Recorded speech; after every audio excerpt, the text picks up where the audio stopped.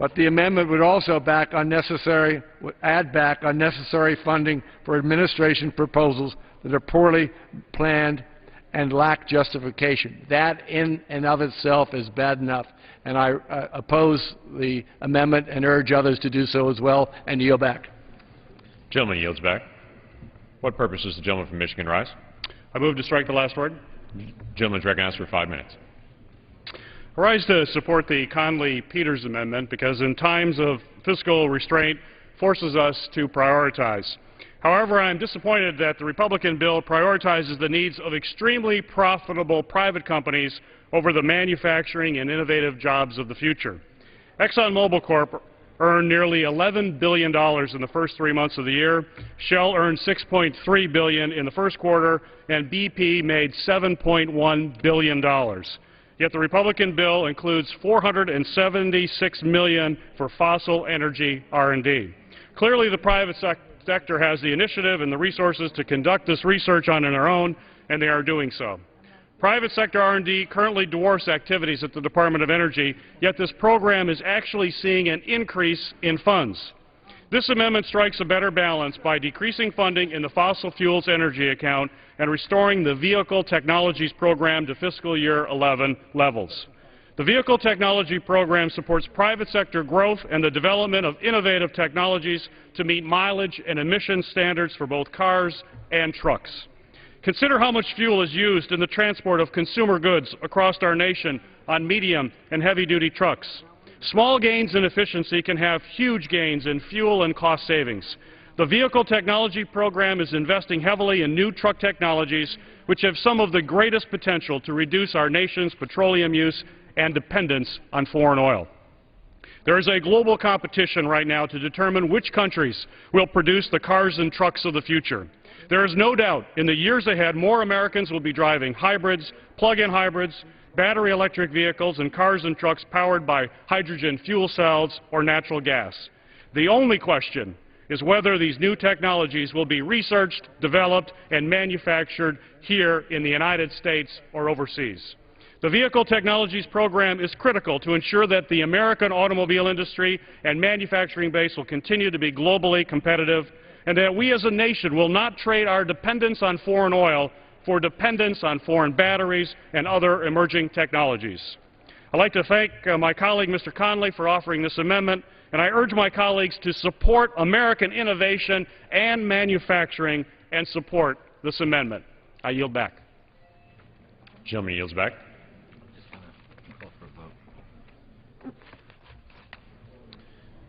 Questions on the amendment offered by the gentleman from Virginia. Those in favor say aye. Aye. Those opposed say no. No. It's the opinion of the chair that the noes have it. Mr. Chairman. Gentleman from Virginia. Mr. Chairman, on this matter, I would ask for a recorded vote. Recorded vote has been requested pursuant to Clause 6 of Rule 18. Further proceedings on the amendment offered by the gentleman from Virginia will be postponed.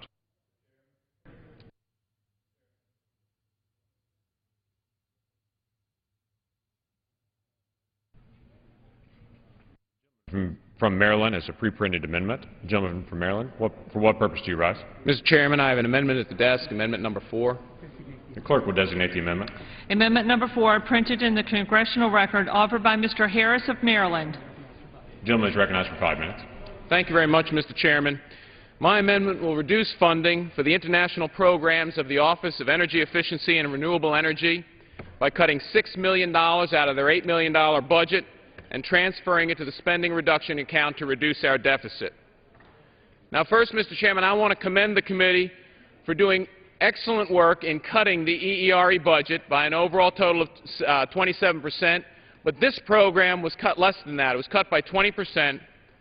And, Mr. Chairman, as I go through the district, the number one area that I hear people say, let's cut that to attack our deficit, is foreign aid. And basically, this program is foreign aid. It takes scarce American jobs and sends them overseas. Now, Mr. Chairman, as you know, our unemployment rate here jumped to 9.2% last week. We created 18,000 jobs, and here in front of us we have a program, this international program, that creates jobs, it sure does, The problem is they're all in foreign countries. So it takes those scarce American jobs and sends them overseas. And I agree with the ranking member. Our actions today should have jobs as our focus, American jobs. That's why this amendment is essential. The United States government now has a $1.5 trillion debt. We borrow 40 cents out of every dollar spent. We borrow money from China to finance our federal spending and our national debt. And through this program, we spend that money in China to make Chinese manufacturers more energy efficient. Yeah, that's hard to believe, but we do that. We take $1 million and spend it in China to make their factories more efficient so they can compete with us, so we can lose jobs, lose our revenues, and then borrow more money from China to do it all over again. We've got to end this vicious cycle, and we have to end it with this amendment. Now, as chairman of the Energy and Environment Subcommittee and Science, Space, and Technology Committee, we held hearings on this specific subject. Let me tell you about some of the programs this international program funds. It assists manufacturing facilities in China and India to reduce their energy use. Well, that's great. But why are we helping our economic competitors with hard-earned dollars that we borrow from them and then use to make their industries more efficient? Goes even better. Then we improve energy efficiency in the Chinese building sector. Great. Let's strengthen our economic opponents with money we actually borrowed from them.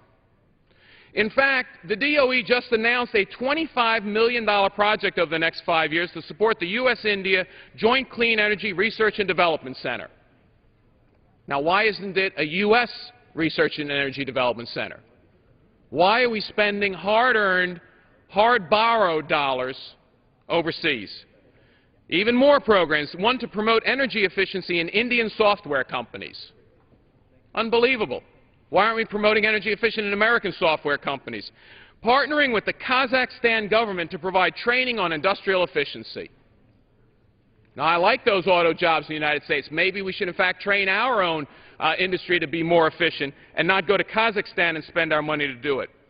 A renewable energy center and solar power project in Chile, energy efficiency centers in Peru and Costa Rica, windmills in Mexico.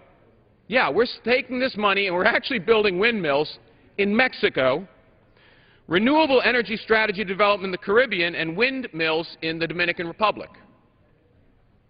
Now, ladies and gentlemen, I've gone throughout my district. They are begging for us to cut the deficit. The President has said, he promised he would go line by line through that budget and find some items to cut. Ladies and gentlemen, this program is ripe for that cutting. We shouldn't be sending this money overseas. This doesn't eliminate the program. It cuts 75% of the funding. It goes a little further than the committee. We clearly have to allocate America's hard-earned resources to higher priorities. Again, I commend the committee for making a start in cutting here. But we've got to go further. When we're spending money on making Chinese factories more efficient to compete with us and on building windmills in Mexico with our money, we've gone too far. That's why the Citizens for Government Waste has endorsed this amendment. It hardly gets more wasteful than taking hard-earned dollars, borrowing from overseas, sending them back over there, creating jobs overseas when we have a 9.2% unemployment rate here. I urge my colleagues to support this amendment. I yield back the balance of my time. The gentleman yields back the balance of his time.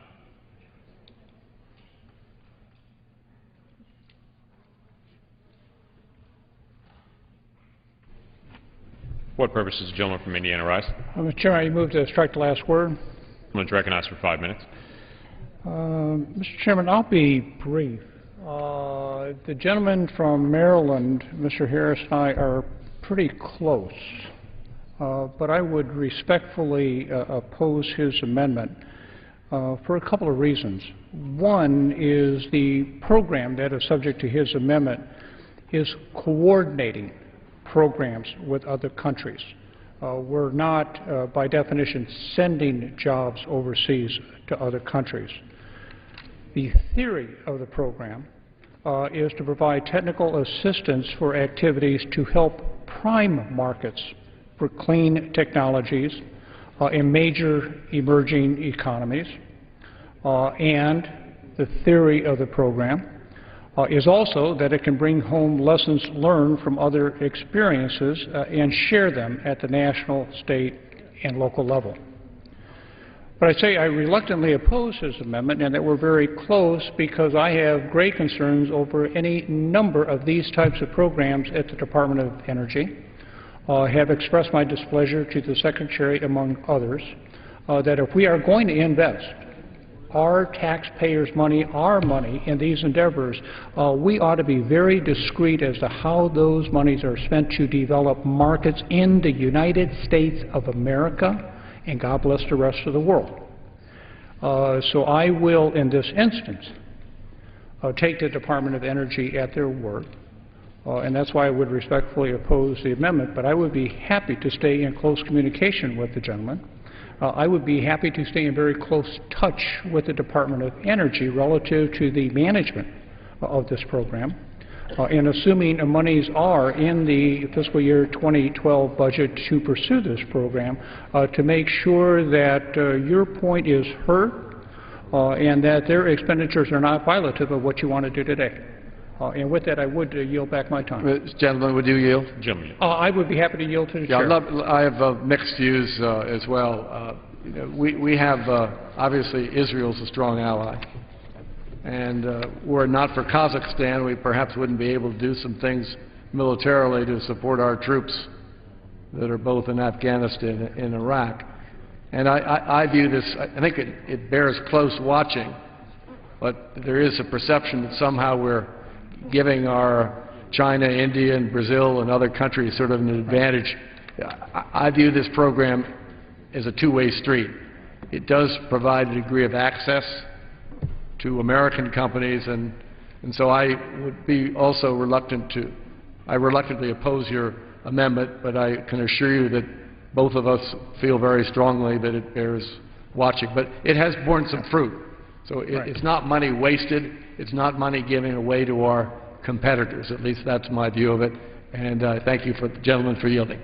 But I think, again, it draws attention that we should be very closely monitoring the Department as far as the expenditures of these funds. I would now yield back my time. Gentleman yields back. Mr. Chairman. For reason does the gentleman from Georgia rise? I move to strike the last word. Gentleman is recognized for 5 minutes. I'd like to yield to Dr. Harris from Maryland. As much time as he can. Thank you very much. Let me just briefly address this so we can move on. We only cut $6 million out of the 8. There's actually budget language further on that protects a cooperative agreement between the U.S. and Israeli government. So it does not eliminate all the funding. It protects that program, and there'll be another amendment offered later that'll make that quite specific. But I understand that there is some possibility of actually getting a benefit from partnering, and I thank the ranking member for offering assistance, but honestly, I'm not sure what we're going to learn from Kazakhstan by sending money over there to provide training on industrial efficiency. I thought that we were the powerhouse of the world in industry. I thought we were the leader of the world. And it's fine when we have a lot of money. But the fact of the matter is we borrow 40 cents out of every dollar, and the largest program expenditure outside of the joint program with Israel is that expenditure in China. Now, there's still money, and I want everyone to understand there's still money available. It's in the Department of State budget. This doesn't eliminate these programs. This just removes the Department of Energy's contribution. I'll remind the body why the Department of Energy was formed years and years ago was to reduce our dependency on foreign oil. It has failed to do so. It has existed for decades, failing to do the mission it was established for. In my district, people in private industry tell me if they had a division or department that failed to do its job for decades, they wouldn't be cutting it back. They'd be eliminating it. So again, I thank the chairman, I thank the ranking member, and I urge the body to support the amendment. I yield back. Reclaiming my time, I'm going to support Dr. Harris's amendment. As we face this huge budget deficit as a nation, we've got to look at every source of cuts that we can possibly accomplish. It's time not only to cut spending, but we've got to start paying back our debts. And we're not doing that here in this country. I think it's absolutely critical. The American people, the people who are looking for jobs today, want us to do the right thing. And programs like this and many others are killing our economy, and they're killing jobs in America. So I'm going to support Dr. Harris's amendment. I hope the rest of, at least enough of our colleagues here in the House will understand the financial crisis that we're in as a nation and support it also. I yield back. Gentleman yields back. Question on the amendment offered by the gentleman from Maryland. Those in favor say aye. Aye. Those opposed say no. The opinion of the chair, the ayes have it. The amendment is agreed to. For what purpose does the gentleman from North Carolina rise? I have an amendment at the desk. Clerk will report the amendment.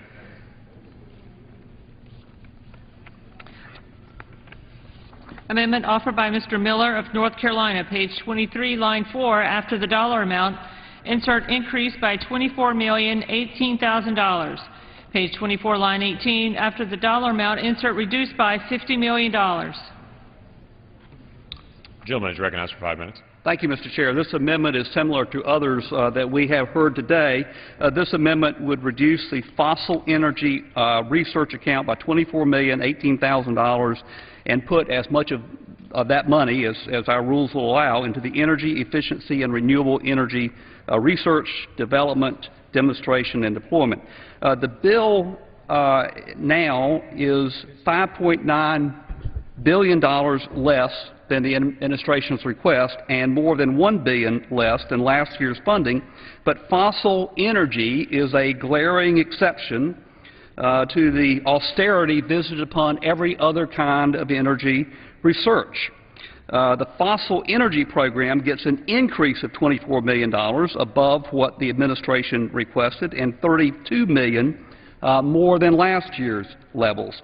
This amendment would reduce that account, fossil energy, to the level of the administration's account request and put as much money as possible back into energy efficiency and renewable energy research, which now gets a $31 million cut, or more than 25%, more than a quarter.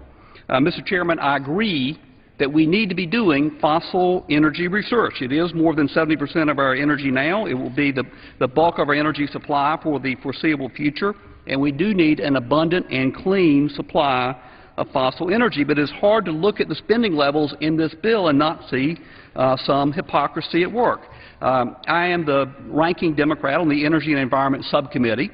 And I have heard again and again in committee hearing after committee hearing and subcommittee hearing after subcommittee hearing the same stale talking point that it is not the place of the federal government to pick energy winners and losers, that taxpayers shouldn't have to subsidize the development of alternative fuels. Just last week in a hearing in the committee, one of my Republican colleagues on the committee said we should promote an all-of-the-above approach: oil, nuclear, coal, natural gas. Heck, I'm okay with wind, solar, water, biofuels, and everything else you can think of, as long as it isn't subsidized by the American taxpayer. And we've heard that same talking point again and again today.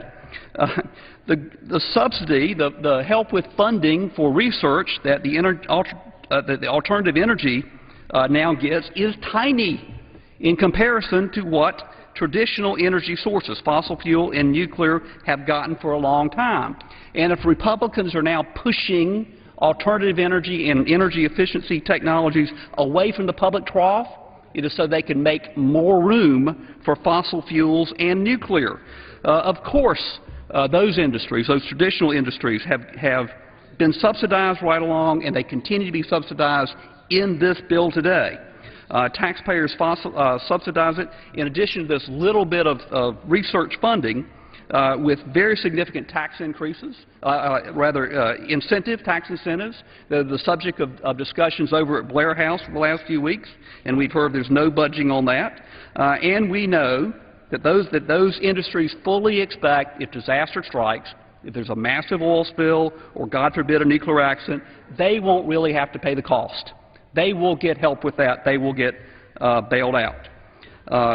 We are not talking about basic early-stage research here. That's somewhere else in the bill. This is all late-stage applied research. But in the case of alternative energies, we have fledgling industries, economically vulnerable industries that have some ways to go to get to the marketplace before they can turn a profit.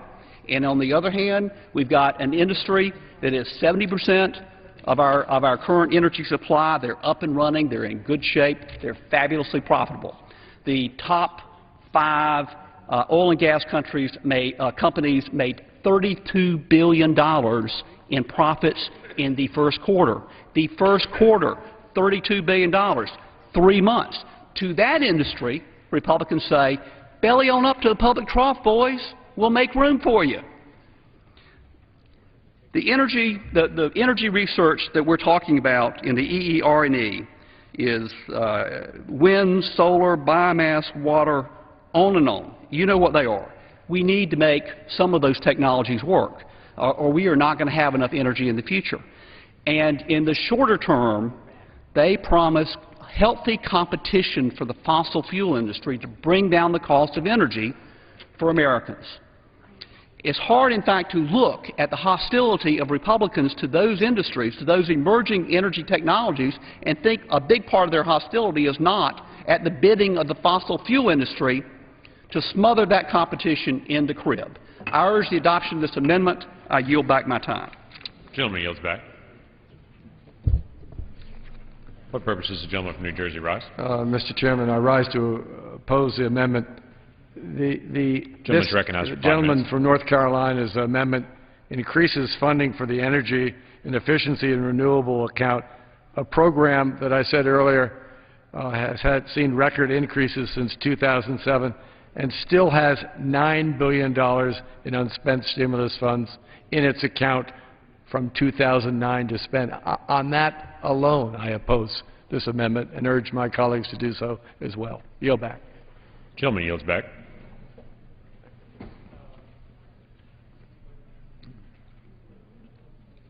What purpose does the gentleman from Vermont rise? What just happened?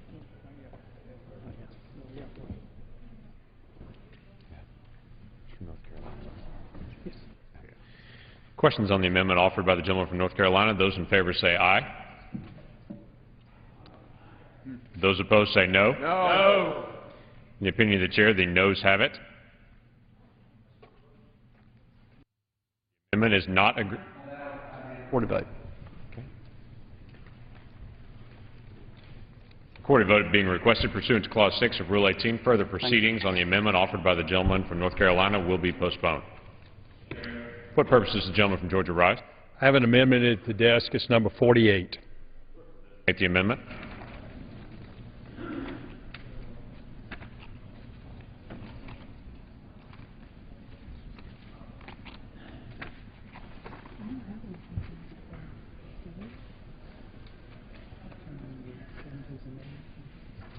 The gentleman can send his amendment to the desk.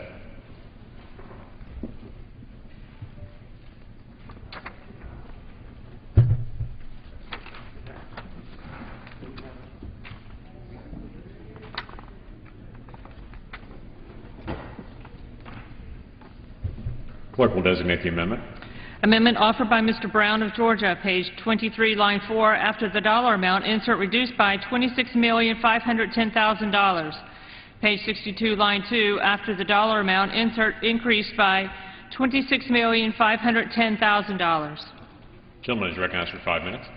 Thank you, Mr. Chairman. My amendment cuts $26.51 million from the Vehicle Technologies Deployment subprogram in the Energy Efficiency and Renewable Energy's Clean Cities program and transfers those funds to the Spending Reduction Account.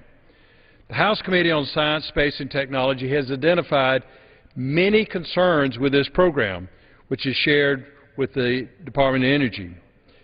This program filters over $25 million to about 90 coalitions to buy electric charging stations, E85 pumps, alternative fuel vehicles, and other infrastructure. Beyond concerns with how this program is run and how the dollars are being spent, this program should not be funded or run by the federal government.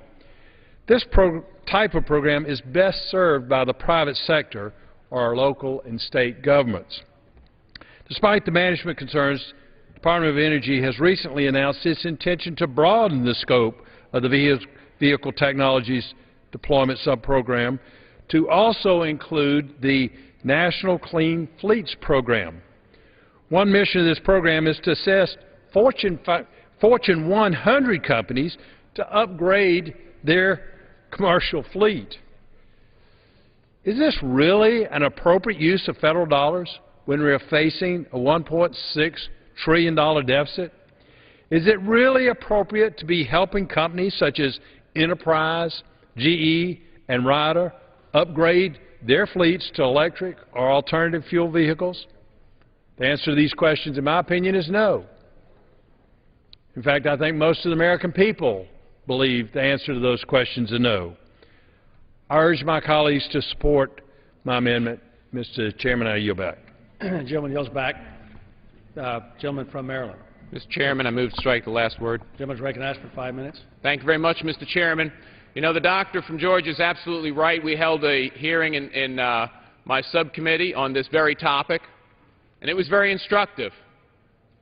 Because for the last several weeks, we have heard a lot about, oh my gosh, these giveaways to corporations and how we have to look at them critically. Well, here's a program where we can put $25.5 million back toward deficit reduction by reducing corporate subsidies. The doctor's right. GE doesn't need a subsidy, but they get it through this program. UPS doesn't need a subsidy. They get it through this program. They all make money, millions and billions of dollars, but this program gives them another subsidy. Verizon doesn't need a subsidy, but they get it through this program. They make a lot of money.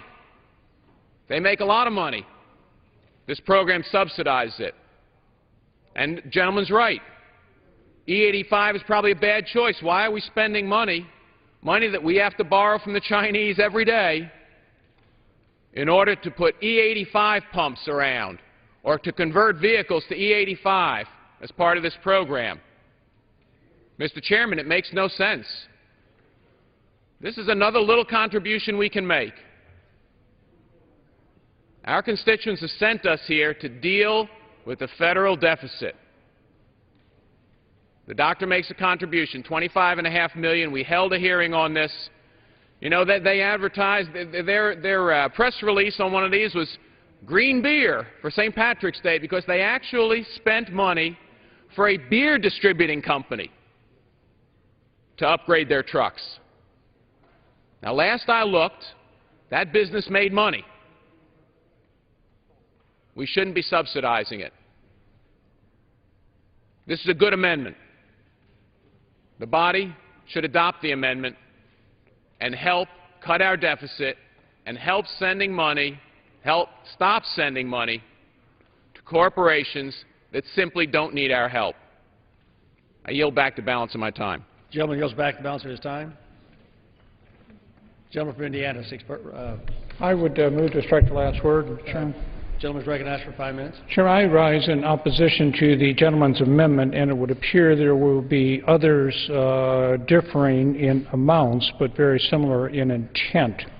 And I think that they do not represent a wise energy policy for this country. The first point I would make is that the bill includes a reduction of $491 million for the overall renewable program from fiscal year 2011, even a more significant reduction compared to fiscal year 2010. And so the committee, I believe, fully recognize their responsibilities to be careful fiscally. But I also must indicate that someone I have a great deal of respect for, my senior senator in the state of Indiana, Senator Lugar, has always characterized our energy problem as a national security problem. I think we all recognize it is an economic problem. We can debate the environmental aspects. I happen to think it's an environmental problem myself, but I don't think anyone can dispute the fact that it is a national security issue relative to where we are buying so many of our petroleum products. And to gain energy independence, we are going to need a different and more diverse matrix of energy sources. 70% of our energy today is created through coal and natural gas, and that cannot continue, and that is not healthy for our nation. It is not healthy for our economy. It is not healthy for our national security. We need to diversify. In this instance, the committee has recognized our fiscal responsibility but continues to make an investment in our economic, our job, and our energy future, and I do oppose the gentleman's amendment. And I would yield back my time. Back his time. What purpose did the gentleman from New Jersey rise? Move to strike the lack word. Gentleman's recognized for 5 minutes. I'd like to associate my remarks with those of the ranking member. This amendment would, slash even more than we did in our committee, the Vehicle Technologies Program, and this energy and efficiency renewable account. There's almost nothing left in the account now. This maybe the desire is to put this whole account out of business. But personally, I think it's unwise. We've made the tough choices. We've held our hearings. We've had the input. And I would ask those to oppose the amendment. Yield back. Gentleman yields back. The question is on the amendment by the gentleman from Georgia. All those in favor say aye. Aye. All those opposed say no. No. The gentleman chair, the ayes have it. Gentleman from Georgia. Gentleman from Vermont. Gentleman from Indiana. Gentleman from Indiana. From New Jersey. That's for pursuant to Clause 6 of Rule 18. Further proceedings on the amendment offered by the gentleman from Georgia will be postponed. Gentleman from. Thank you, Speaker. I have an amendment at the desk. Clerk will report the amendment.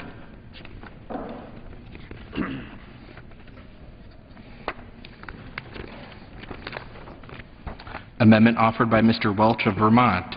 Page 23, line 4, after the dollar amount, insert increased by $491 million. Page 33, line 20, after the dollar amount, insert reduced by $491 million. Gentleman from Vermont, recognized for 5 minutes. Thank you, Mr. Speaker. I've been sitting here listening to what, in fact, I think is a very interesting debate.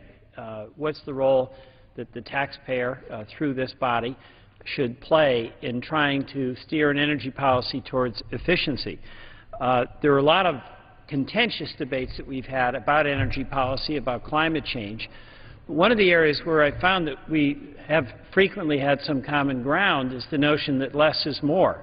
Whatever the source of energy that you use or favor, if a consumer is able to use less oil, that's what we rely on in Vermont to heat our homes, or less electricity that's generated by nuclear, you can save money. And the efficiency title is one that gives us an opportunity to try to promote efficiency where doing so has significant benefits. Last year, Mr. Speaker, we passed in this House, it failed in the Senate, an energy efficiency bill that would have given homeowners an incentive to put some of their money into home retrofits, and the government would have matched that. So you would have had an all-in situation, and when you're retrofitting your home, you're using local contractors who have been hammered by the collapse in housing. They need work. It's work that is done locally in your district and mine. 95% of the materials that are used in any kind of efficiency work in a commercial building or in a home building are manufactured in America, so even without a debate about make it in America, we would be getting the benefit of manufacturing in America. And obviously, it would then have the impact of saving homeowner money. That particular bill would have saved about $10 billion in energy bills over 10 years. So that's real savings for homeowners.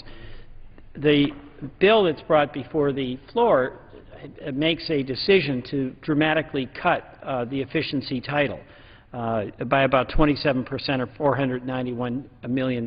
What my amendment would do is propose to restore that money and take that from the nuclear security weapons activities account which has $7.1 billion. So diverting the amount of money this amendment proposes would not wipe out that account in any way. You know, I think all of us would like to find some places we can work together despite the very significant differences between us. And efficiency, I found in the last Congress, was one of those areas we had some potential to do it. Then Ranking Member Barton was supportive of some of these efforts. And the money in this title actually does end up promoting projects back in your district and mine. I'll just give some examples, and these are small things. They're small things but important. In Burlington, Vermont, we had a program through this title that helped a community market install 136 solar panels on the roof of the city market. It generated 31 kilowatts of power. I mean, that's not going to save the world, but it created jobs, reduced their cost, and it was local people doing it. In Waterbury, a home for seniors was retrofitted and improved with insulation, better boiler controls, and efficient lighting. Again, it's not rocket science, but it's real. You know, it was real Vermonters doing the installation work. It was insulation that was manufactured in America, and it made those seniors warmer, it made their bill lower. That kind of thing can happen all around. Lunenburg, Vermont, way up by the Canadian border. The 430-cow Auburn Star Farm got some loans and grants through a state energy program that's funded from this title. And it allowed them to build a biodigester. And that digester will dispose of the waste from the dairy cows, produce biogas to generate electricity, and help the bottom line of that farm that is struggling with low milk prices and high cost. So the real question that is before us is, do we want to promote energy efficiency at the local level in all the various ways people can come up with to save money, when we know that in your district or mine, Republican, Democrat, or Independent, we've got out-of-work contractors, we've got homeowners who want to save money, and we've got manufacturers who want to sell their goods. So I urge the body to consider favorably the amendment that is before you. And, Mr. Speaker, thank you. I yield back my time. The gentleman yields back his time. The gentleman from New Jersey recognized. Mr. Chairman, I move to strike the last word and rise in opposition. The gentleman is recognized for 5 minutes. Certainly let me salute the gentleman for Vermont. Certainly Vermonters are often characterized as being independent and self-sufficient and self-reliant. Of course, I have to note for the record that you're 72% reliant on nuclear power in Vermont. There may be other things that power, so you might just want to check on that just for the record.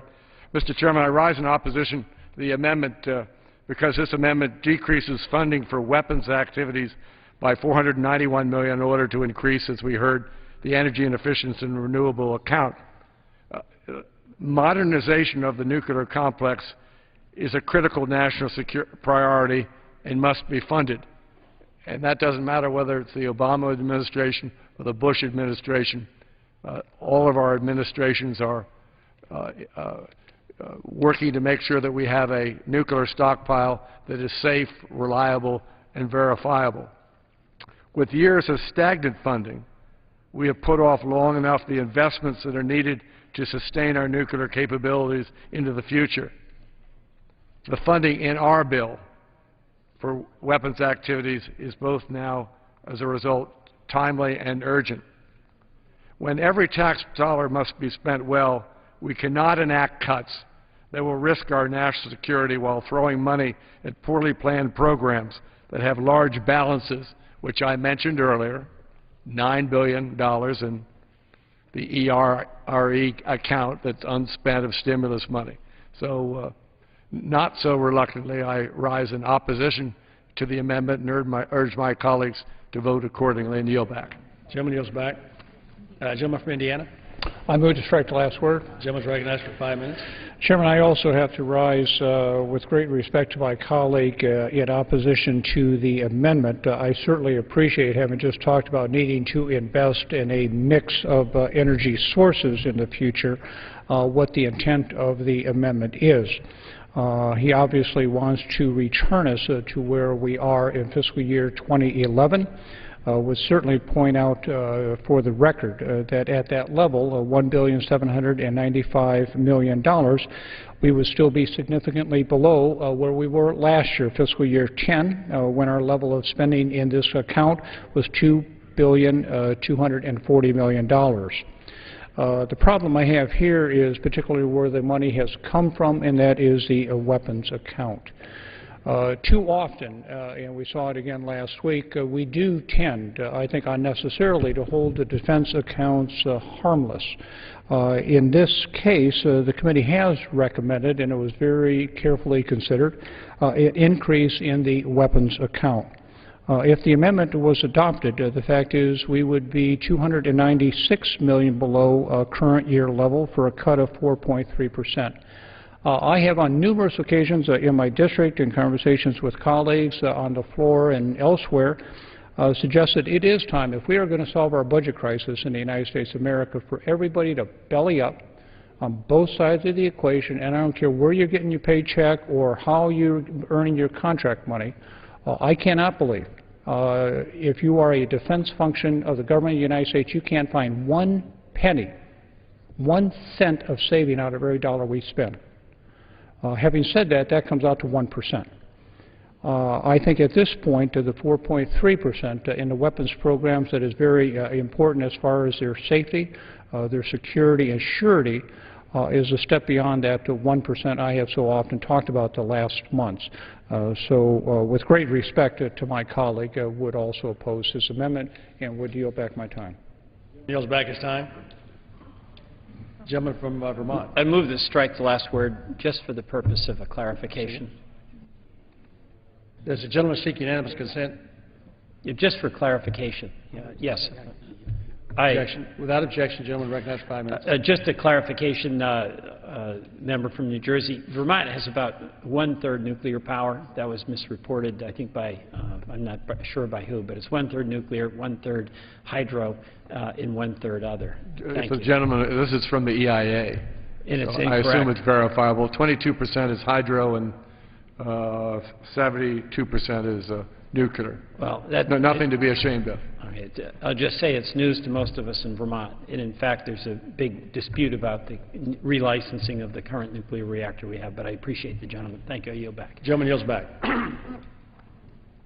Question is on the amendment offered by the gentleman from Vermont. All those in favor say aye. All those opposed say no. Opinion of the chair, the noes have it. The amendment is not agreed to. Gentleman from Vermont. On that I request a recorded vote.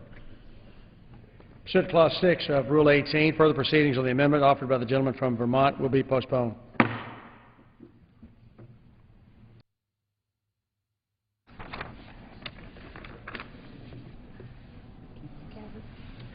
What person, gentleman from Kansas, rise? I have an amendment at the desk. It's the non-pre-printed amendment. Clerk will report the amendment. Amendment offered by Mr. Pompeo of Kansas. Page 23, line 4, after the dollar amount, insert reduced by $45,641,000. Page 62, line 2, after the dollar amount, insert increase by $45,641,000. Gentleman from Kansas, recognized for 5 minutes. Thank you, Mr. Chairman. The amendment that I presented would decrease the Department of Energy's Office of Energy Efficiency and Renewable Energy Program by $45.6 million. And the funding for DOE's Vehicle Technologies Program. And while I am certainly 100% behind innovation and the development of domestic sources of energy and new vehicle technologies, this program is simply not the way to do it. We shouldn't take money from one set of citizens to subsidize companies that, frankly, have had subsidies for too long in the development of new energy vehicle technologies. Look, it's a subsidy program, plain and simple. The program is part of this President's administration's liberal agenda to replace the free market with government bureaucrats in determining which energy sources we ought to use to propel our vehicles and for transportation. You know, we're already seeing tremendous advances in hybrid technology and electric vehicle technology. In the state of Kansas, we've got folks coming up with wonderful, great, innovative ideas. They're seeking private capital markets to make that innovation happen. We have enormous We have enormous venture capital firms that have made significant investment in these technologies. Why would the government use taxpayer money to compete with those ventures? They don't need the subsidies. They'll make these things work. This is $250 million in an R&D subsidy in a sector that has received subsidies for decades. And they no longer need that. They're far along. They can make the progress. They can make these vehicles work. And the market will also choose them when they provide a technology that provides a cost-effective solution for folks who want to drive their vehicles and for companies that want to move their products and goods all across our nation. You know, these subsidies come in lots of forms, and I've opposed them in every form. They come in our tax code. They come in the form of grants. They come in the form of other programs. Both the House and the Senate have recently rejected tax subsidies for specific fuel purposes already this year. This vehicle technology program should be no different. The President today said that we need to eat our peas. I suggested he was suggesting that we need to do some difficult things. I happen to like peas. But he said we should do some difficult things. This is an easy thing. I would just as soon see this entire technology subsidy go away, but my suggestion here in this amendment is only this, that we return to spending levels from 2008, just 2 short years ago. I, for one, certainly don't believe, and I don't think the folks in Kansas and across this country believe, that we spent too little money on vehicle technology subsidies in 2008. So I would urge my colleagues to support this amendment. With that, I yield back the balance of my time.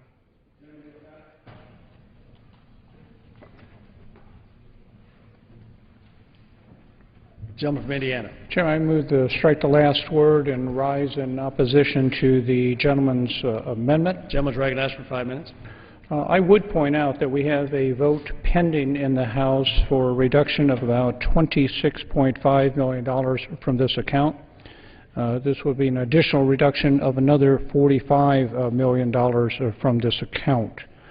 The gentleman noted that what his intent is to get the vehicle technology program, if I understand him correctly, back to where we were in 2008.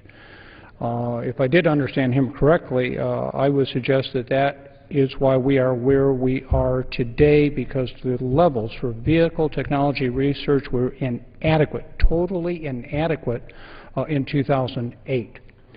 You drive by a gas station today and gas is $4 a gallon. All of us repeatedly are asked, what are we going to do about gas prices? If we are not going to act as far as price fixing, collusion, cartels, monopolies, speculation, and we can't do anything about the laws of supply and demand, I have indicated to my constituents the thing that Congress can do most effectively for the price of gasoline is help our constituents buy less of it. If we can, through vehicle technology research, help everyone in this country get an extra mile per gallon, we have helped them with the price of gasoline. If we begin to cut back to prior year levels as far as the investment in making sure people can move in this country as efficiently as possible and reduce our dependency on imported oil, we are not going to make economic progress in this country and are going to continue to be held hostage to those overseas who send that oil to us for our dollars that they then use for other nefarious purposes. So again, I think that this is ill-advised amendment. I think it takes us in the wrong direction. We should be looking for ways to ensure that we do good research to get more miles per gallon and to make sure that the Department of Energy also, as they do this research, ensures that it is applied not for more power in cars, but for more miles per gallon, because again, this is our taxpayers' dollars. So for those reasons, again, would it be opposed to the gentleman's amendment? Gentleman yields back. The gentleman from New Jersey. Mr. Chairman, I move to strike the last word. Gentleman's recognized for 5 minutes. Let me just say to the gentleman from Kansas, he said he'd like us to at least go back to, in this particular account, to the 2008 level. Maybe there's some consolation in our bill. We actually go back to 2007 in this account, and the bill is just beneath the overall allocation in our bill in terms of the final product is just beneath the 2006 level. You won't find too many bills on the appropriations docket that go back to those levels, recognizing this is 2011 our committee goes back to just below 2006 levels. So give us a little bit of credit. Thank you very much. I yield back. Gentleman yields back. Questions on the amendment for the gentleman from Kansas? Those in favor say aye. Those opposed say no. Opinion of the chair, the ayes have it. Amendment is agreed to. I would ask for a recorded vote. Pursuant to Clause 6 of Rule 18, further proceedings on the amendment offered by the gentleman from Kansas will be postponed. Gentleman from New York. Yes, Mr. Chair, I have an amendment at the desk. Clerk will report the amendment. Amendment offered by Mr. Tonko of New York. Page 23, line 4, after the dollar amount, insert the following. Increased by $226,800,000. Page 33, line 20, after the dollar amount, insert the following. Reduced by $226,800,000. Gentleman is recognized for 5 minutes. Thank you, Mr. Chair. First, I want to thank my colleague, the gentleman from New Hampshire, Mr. Bass, for offering this bipartisan amendment with me. He is a leader on energy issues, and I thank him for his support. Mr. Chair, the Tonko Bass amendment is simple. It will restore 3 specific results-driven energy efficiency programs within the fiscal year 2012 Energy and Water Development Appropriations Bill to last year's levels. It is neither a stretch nor an overreach. It is a balanced approach and is fully offset. That is why I would like to ask unanimous consent to submit this letter of support for the record. Most requests will be covered by General Lee. The following companies, organizations, and associations all support the amendment and speak to its broad impact. The Dow Chemical Company, the Alliance to Save Energy, Johnson Controls, Natural Resources Defense Council, and approximately 75 more. I would also like to ask unanimous consent to submit 2 additional letters of support for the record, one from the Southern States Energy Board and another from the United States Green Building Council.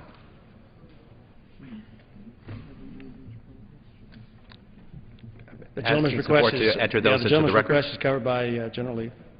Thank you, Mr. Chair. First, this amendment will restore funding to the Weatherization Assistance Program, or WAP. WAP is the largest residential efficiency program in our nation. It reduces the energy burden on low-income families, the elderly and disabled, and creates jobs, invests in local businesses, and advances technology, state-of-the-art technology. The 35% energy savings as a result of weatherizing homes under this program saves $437 in annual utility bills for the average homeowner. Second, the amendment restores funding to the State Energy Program, or SEP. SEP is the only cost-shared program administered by the United States Department of Energy that provides resources directly to the states for allocation by the governor for use in energy efficiency. This includes 56 state and territory energy offices, and according to a study by the Oak Ridge National Laboratory, for every $1 in federal SEP funds, annual savings of 1.03 million source BTUs are saved, along with the cost savings of $7.22 and a leveraging of $10.71 on that same $1. Finally, the Tonko Bass Amendment restores funding to the Building Technologies Program. Buildings in the United States use about 40% of our total energy and 2/3 of our electricity. As such, this program seeks to promote American innovation and technologies to reduce operating costs to building owners, which is vital in today's market. Finally, Mr. Chair, this amendment has a net impact of $0 on budget authority and reduces 2012 outlays by $58 million, according to the Congressional Budget Office. It does so by offsetting the increase in spending with cuts to the Weapons Activities account, specifically to the Readiness and Technical Base Facilities account. The Appropriations Committee report suggests they are seriously concerned with the recent cost growth reported for construction of 2 major projects in the account. The committee report claims modernization will take several years, and the considerable number of variables still at play argues against an excessively aggressive funding curve. Therefore, Mr. Chair, I wish to close by saying I do not believe we can afford to slip any further behind our global competitors in energy investments. A vote for this amendment is a vote in favor of decreasing our dependence on foreign oil, creating local, private sector contracting jobs, and providing state control on energy projects. Again, I would like to commend the gentleman from New Hampshire for his leadership on this issue and thank him for his support. I urge adoption of this amendment and yield back the remainder of my time. Gentleman yields his time. Gentleman from New Jersey. Mr. Chairman, I move to strike the last word and rise in opposition to the amendment. Gentleman's recognized for 5 minutes. In order to increase funding for this energy efficiency and renewable account, the gentleman's amendment again suggests we decrease funding for weapons activities. As I said earlier, the modernization of the nuclear complex is critical, a critical national security priority, and must be funded. Reductions of this magnitude would be unacceptable and impact our ability and our nuclear security strategy. These reductions in the nuclear account would be to increase for energy efficiency and renewable accounts, primarily in the area of weatherization and the state energy program. For your information, these two programs have $3.4 billion in unspent funds from the 2009 stimulus, and a full $2.7 billion is expected to be available for use in fiscal year 2012. They don't need any more money. The Department of Energy needs to get the money out of the door, and if they aren't capable, they need to make sure the states that have received money get money out of the door. So I, therefore, oppose the amendment. Support person, gentleman from New Hampshire, rise. I move to strike the last word, Mr. Gentleman's Chairman. recognized for 5 minutes. Thank you very much. As much as it pains me to oppose the position of my good friend from the state of New Jersey, I rise in support of this very worthy amendment and want to thank my friend from New York for his sponsorship of it. As he mentions, it raises the Weatherization Assistance Program by about $141 million, the State Energy Program by $25 million, and the Buildings Technology Program by $60 million, basically to level fund it at the 2011 level. And it's offset, as was mentioned, by a reduction of an increase in the Nuclear Security Administration's weapons activities, which would make that line item level funded as well. And I believe, as has been said by my friend from Indiana as well as my friend from New Jersey, that the weapons activities programs are laudable, especially as they relate to the safety and security of our weapons stockpile. But I think level funding at 2011 levels is adequate. And when you look at the weatherization programs and what they do, you can't dispute it. Low-income individuals cannot afford to spend money on efficiency. It's just not possible. Yet when they do, it has a positive impact on all sorts of other programs, one of which is LIHEAP. As was mentioned by my friend from New York, these programs pay back on the order of $7, $8, $9, $10, $11 to $1 spent, not only in savings to low-income individuals, but also to the federal government. This is good for the economy. It puts people to work. It's good for energy efficiency and lessening our security on our dependence rather on foreign sources of oil, and it does contribute to the long-term national energy goals for this country as I see them. So all that Mr. Tongo and I are looking for is level funding for fiscal year 2011 for both the nuclear weapons program as well as the weatherization program, the state energy program, and the building technology program, which benefits so many people in so many different parts of America. So I urge adoption of this amendment, and I yield back.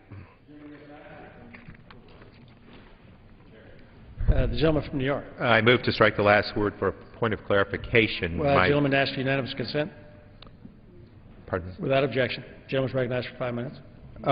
Just to point out the statutory deadline for the weatherization program and the state energy program is in March 31st of any given year, in this case 2012.